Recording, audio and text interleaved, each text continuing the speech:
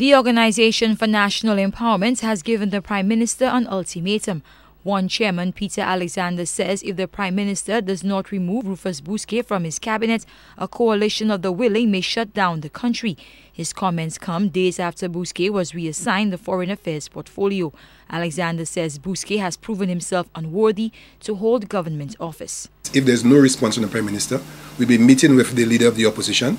We'll be meeting with the other social partners, civil society, women's groups, CAFRA, the Chamber of Commerce, the unions, and so on, and explain to them that this cannot be acceptable in St. Lucia.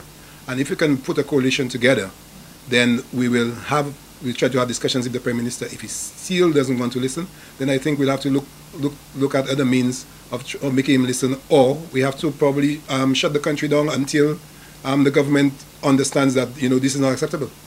Last week, Bousquet addressed repeated calls for his resignation. The one call was preceded by similar demands from the opposition SLP.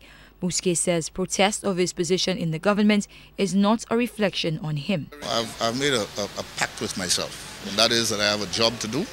I'm going to do it to the best of my ability, and I'm going to do what's in the people's best interest, whether they know it or not. Because sometimes you're working for them and they don't even understand what you're doing.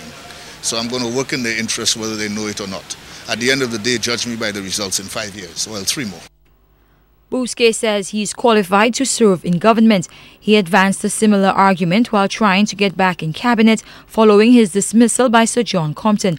For Alexander, it is not a question of qualification as much as it is one of legality. He says history does not favor Rufus Bousquet. So clearly there are certain things we do in our life that precludes us from holding certain offices. And Mr. Bousquet is a case in point.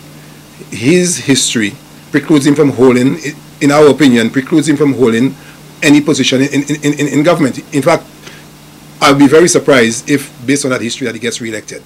And if he gets re-elected, we have to ask ourselves as a nation serious questions. Are we really willing to make the changes that we need to put the country on the right footing?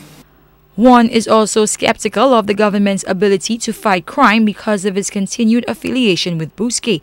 He says the government continues to lose its moral authority to lead. Alexander says the crime-fighting message is also lost in the noise of Bousquet. They are talking about the message being sent to young people, and they are part, or at least they are tacitly endorsing a criminal in their midst. I mean, this is a serious issue, and St. Lucians are not taking it as seriously as they should. We are losing our country economically and socially, and now to criminals.